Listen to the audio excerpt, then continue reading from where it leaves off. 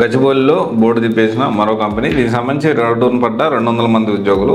ఈ కంపెనీ పేరు వచ్చేసి ఏంటి అంటే ప్యూరోపాల్ క్రియేషన్స్ అండ్ ఐటీ సొల్యూషన్స్ అంట. దీంట్లో ఏంటి అంటే దాదాపు 200 మంది ఉద్యోగుల దగ్గర 2 లక్షల నుంచి 2.5 లక్షల వరకు మేము ట్రైనింగ్ ఇస్తాము, తర్వాత ఇట్లా శాలరీస్ కూడా ఇస్తామని చెప్పి ఇది బ్యాక్డోర్ కంపెనీ అని చెప్పి తీసుకున్నారంట.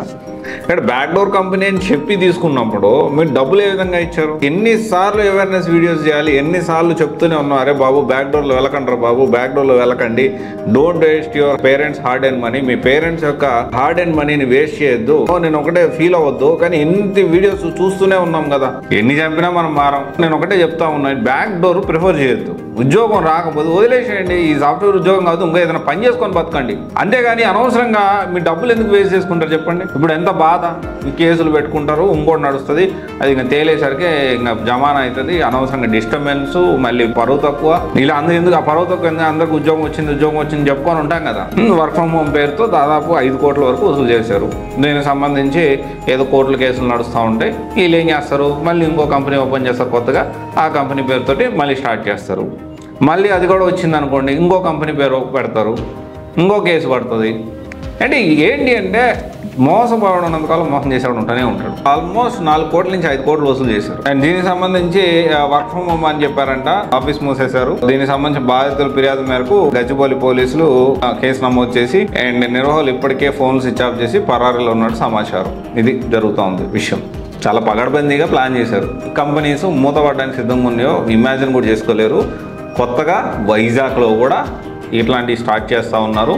ఇంకెక్కువ అవుతున్నాయి. వైజాగ్, విజయవాడ, మన Hyderabad and at the same day Bengaluru and ఇంకా లెక్కలేదనుకోండి.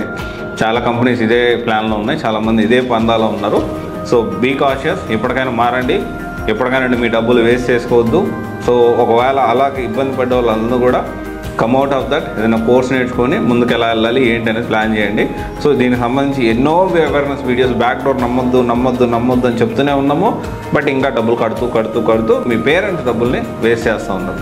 ఒకటే విషయం ఏంటి అంటే మనకు జాబ్ రాలేదు అంటే వేరే బతకలేక కాదు, సాఫ్ట్వేర్ ఒకటే ఉద్యోగాలు కాదు, చాలా ఉద్యోగాలు ఎట్లయినా బతకొచ్చు. బతకాలనుకుంటే ఎలాగైనా బతకొచ్చు. మనం చాలా ఉద్యోగాలు ఉన్నాయి. ఒకవేళ మన వల్ల కాలేదు, ప్రయత్నం చేయండి, రకరకాల కోర్సులు నేర్చుకోండి. అదే 2 లక్షలు ఎగ్జాంపుల్ చూడండి, 2 లక్షలు కట్టారు, ఒక 50,000 కోర్సు కట్టారు అనుకుందాం, లేకపోతే ఒక 25,000 30,000 కోర్సు కట్టారు అనుకుందాం, 1,70,000, 1.5 సంవత్సరం నెలకు 10,000 వచ్చాయి. 1.5 సంవత్సరంలో కూడా మీరు జాబ్ తెచ్చుకోలేరా?